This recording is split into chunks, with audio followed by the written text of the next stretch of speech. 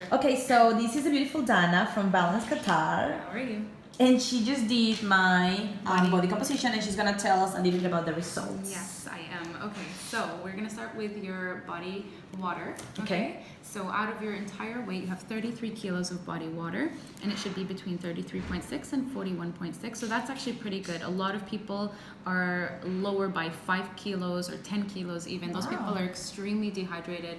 And when you're dehydrated, you don't break down fat easily. So what ends up happening is you're working out, you're eating healthy, and nothing's budging. Sometimes it's because you're dehydrated and you need that water to break down your fat. But which is why I'm gonna keep the water intake. Yes, yeah, but you're in a good place. You can of course increase it a bit, but it's in a good place.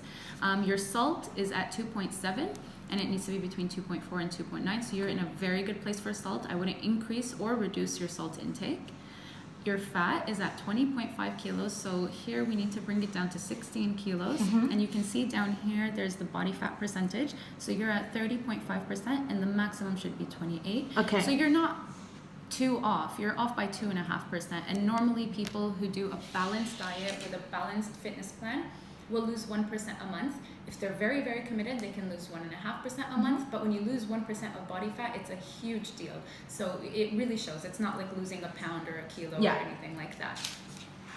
Here you can see your muscle mass is at 24.7. Yes, it's really good. So it should be between 20 and 24.6. So you have a really good amount of muscle mass. This is, for me, one of the most important things, because the more muscle you have, the more calories you can consume, because you're burning more even when you're sitting and you're doing nothing. Yeah. So even if you increase your muscle more than this, I would be totally happy with that, because it means you're burning more, your metabolism is higher. Yeah. And you can see here, this is your basal metabolic rate. So this is how much you're burning when you're just living, not without the physical activity. So you're burning 1,483 calories. If you continue to eat, this and you didn't do any physical activity, you would probably stay at the same weight. But if you increase your physical activity, you would lose weight, and if you decrease this, you would also lose weight without adding the physical activity. So what we usually recommend is to decrease this just a little bit and to add physical activity, so you're not losing your muscle mass. Because if you don't add physical activity, sometimes you lose muscle mass. Yeah. You know, dieting alone. And that doesn't really help you out, because what ends up happening is you lose the weight, you lose the fat, and then you're saggy. You know what I mean? Yeah. So we want the muscle mass to stay, and we want you to exercise so you tone and you tighten and you feel good too. Yes. Yes.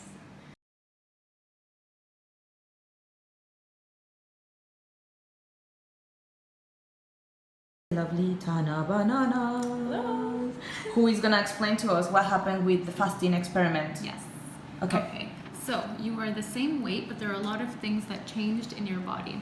So the first is you have a kilo more of body water. So even though you're the same weight, you actually lost weight and then replaced it with body water, which is very good, because now you're in a normal range, whereas before you were dehydrated. Yes. Okay. Good. Your salt went down a little bit, which is fine. It was in a good range anyways. Your body fat went down 1 whole kilo. So you technically lost 2 kilos at this point, because 1 kilo water and then down 1 kilo fat, and you gained a kilo of muscle, or no, a little bit less than a kilo of muscle. So that's good. Yeah. I'll take that. Yeah, so your body composition has really changed, which is pretty incredible. So even though you're the same weight, you're much healthier overall.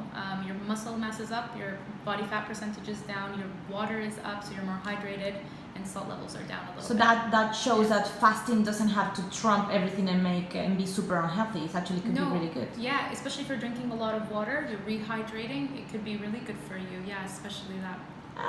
Yeah, Yeah, thank you, good Dana. job.